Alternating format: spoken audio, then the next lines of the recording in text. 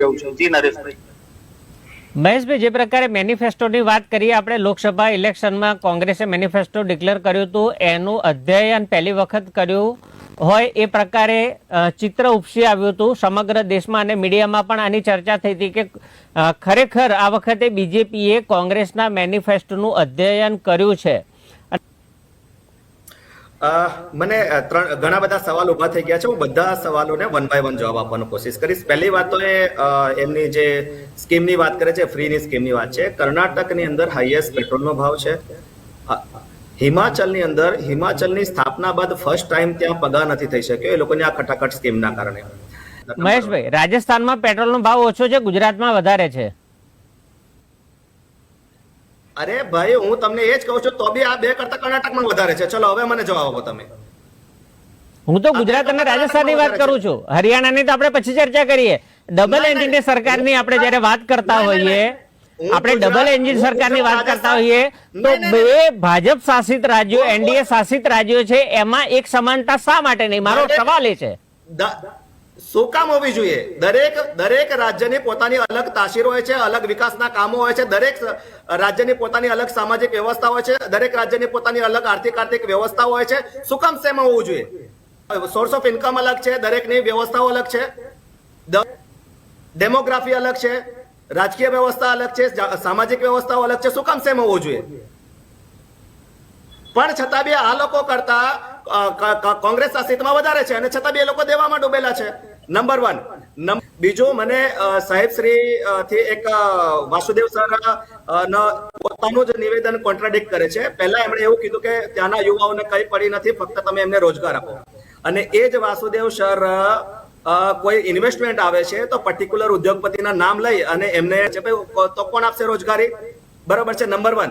પાછા એ જ વાસુદેવ સર એમ કહે છે કે ભાઈ ત્યાં પુલ બ્રિજની કોઈ જરૂર નથી. અરે વાસુદેવ સર, તમે એક થોડો નાનકડો અભ્યાસ કરો. શ્યામા પ્રસાદ મુખર્જી ટનલ બની છે, એ 9.5 કિલોમીટર લાંબી છે, એશિયાની સૌથી લાંબી ટનલ છે. અને એ જો એ ટનલ નથી ને ત્યારે 3 કલાક એક્સ્ટ્રા થતા હતા. એ ટનલ બન્યા બાદ 3 કલાક ઓછા થાય છે અને લોકોનું આવાનિગમ થાય છે. એ ટનલ એવી રીતના હવામાં બની ગઈ. એ ટનલ માટે મજૂરો જરૂર પડ્યા હશે, એ ટનલ માટે ટેકનિકલ એન્જિનિયરોની જરૂર પડી જશે ને કઈ કઈ તો રોજગારી બની કે ન બની. અને હજુ બી જોવા દો, લેહ લદ્દાખની અંદર આના કરતા પણ મોટી 15 કિલોમીટર લાંબી ટનલ અભિયાલ બની રહી છે. બધી જગ્યાએ આપણે કોન્ટ્રાક્ટ બેસિસ ઉપર જ જોવા મળ્યું છે. આમાં કાયમી ભરતી કે એવું તો કઈ છે જ નહીં. એવી રોજગારીની ક્યાં વાત આવી રહી છે? રોજગારીની વ્યાખ્યા શું? એમાં આપણે શું ગણવાનું?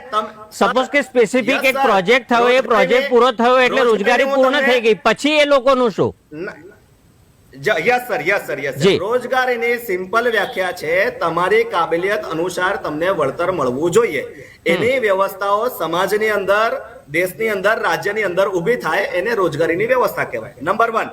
નંબર 2, આ કોઈ પ્રોજેક્ટ કંપની કામ કરતી હોય છે. સરકાર તો આપણે લિબરેશન 1991 માં કરી દીધું કે પ્રાઇવેટ કામ કરવાના સરકારે તો 1991 માં છોડી દીધા.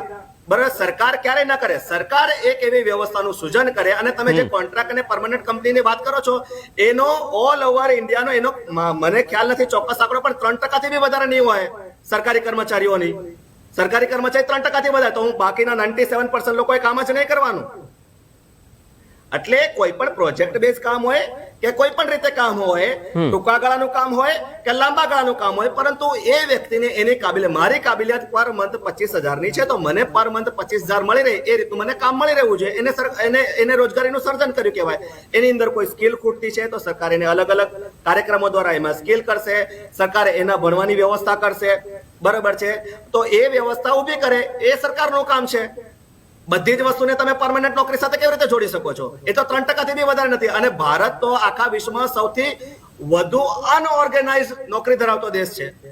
એ વન ડે માં કેવી રીતે અમેરિકાને ડેવલપ થતા 300 વર્ષ લાગ્યા છે. એટલે આપણે તો ઘણા વિકાસશીલ દેશ અને આપણે ટ્રિલિયન ડોલરની ઇકોનોમીની વાતો કરતા હોઈએ છીએ, હરણફાળ ભરી રહ્યા છીએ, આપણે વિકસિત ભારતની વાત કરી રહ્યા છીએ, વિશ્વગુરુની વાત કરી રહ્યા છીએ. તો પછી આ બધી વાત કરીએ છીએ. યસ સર, હું તમને જવાબ આપું. વિશ્વગુરુની વાત કરીએ છીએ ત્યારે જ આજે જમ્મુ અંદર વિશ્વનું સૌથી ઊંચો રેલવે બ્રિજ બન્યો છે. વિશ્વગુરુની વાત કરીએ છીએ ત્યારે જમ્મુ કાશ્મીરની અંદર આજે સૌથી લાંબી 2-વે ટનલ બની છે. વિશ્વગુરુની વાત કરીએ છીએ એટલા માટે જ ત્યાં 7 નવી મેડિકલ કોલેજ, 2 એમ્સ અને 2000 નવી મેડિકલ બેઠકો ઊભી કરી છે. વિશ્વગુરુની વાત કરીએ છીએ એટલા માટે જ આઝાદી બાદ G20 જેવી સૌથી મોટી ઇવેન્ટ જમ્મુ કાશ્મીરની અંદર યોજાય છે. તો આ એ તરફ દોટ નથી. શું ડેસ્ટિનેશન પર પહોંચે ત્યારે ઉજવણી કરવાની, ચાલુ પ્રવાસના મજા જ ન લેવાના. આપણે વિશ્વગુરુ તરફની આ પ્રવાસ છે આપણો. ને એટલે ઉજવણી તો આપણે ખાસ વારે કરતા હોઈએ છીએ, અને સૌથી વધારે ખર્ચા તો કદાચ ઉજવણીઓ પાછળ જ આપણને જોવા મળતા હોય છે. Banner, poster, hoarding. લોકોમાં જાગૃતિ આવે, લોકોની અંદર એ વાતોની કોન્ફિડન્સ આવે, એના માટે હું તો કહું છું કરવા જ જોઈએ. પરંતુ તમને એ ઉજવણીની ખર્ચાનું પેલો લાગે છે, પરંતુ નાનું આમતું દિલ્હી જેવો સ્ટેટ જે ઇઝ ઇક્વલ ટુ ખર્ચો કરે છે 1500, 1700, 2000 કરોડ, જેની કેપેસિટી એક નગરપાલિકાથી વધારે નથી, એના પર આપણે ક્યારે કોઈ દિવસ સવાલ નથી ઉઠાવતા. અને અહીંયા જે ઉઠાવ્યો છે એટલે તો અંદર છે અત્યારે કેજરીવાલ. એ તો એના કર્મથી અંદર છે. હા, તો વસ્તુ તો એની જ થઈ ને, તો પછી એના ઉપર બીજા શું સવાલ કરવાના? એ પોતે તો સજા ભોગવી રહ્યા છે અત્યારે જેલની અંદર છે. એના ઉપર શું ચર્ચા કરીએ? નહીં, જાહેરાતની વાત નથી. જાહેરાતના કારણે અંદર નથી. જોકે એ બાબતે પણ દિલ્હી હાઈકોર્ટે એમને 4-5 વખત ટકોર કરી છે અને ગુસ્સો વ્યક્ત કર્યો છે કે ભાઈ આ તમારું શું છે, આ બધું 1500-1700 કરોડ વાપરી નાખો. પરંતુ આ જે બી કોઈ વ્યવસ્થા હોય છે એ વ્યવસ્થા આજની નથી. આ સરકાર આવ્યા પહેલાની ઓલરેડી આપણો દેશ આઝાદ થયો ત્યારથી લોકોમાં જાગૃતિના કેમ્પેન હોય કે કોઈ એના માટે બેનર, પોસ્ટર લગાવવા જ જોઈએ. બરોબર છે. આપણા ઘરે કોઈ અતિથિ આવે તો આપણે બાથરૂમ નથી બતાવતા, આપણે આપણું જે પહેલું રૂમ છે એમાં આપણે સોફા કઈ રીતે મૂક્યા છે એ બતાવીએ છીએ. એટલે કોઈ જયારે આવી ઇવેન્ટ હોય તો એને શણગારવું જ જોઈએ, આપણા દેશની છબી સારી કરવી જ જોઈએ.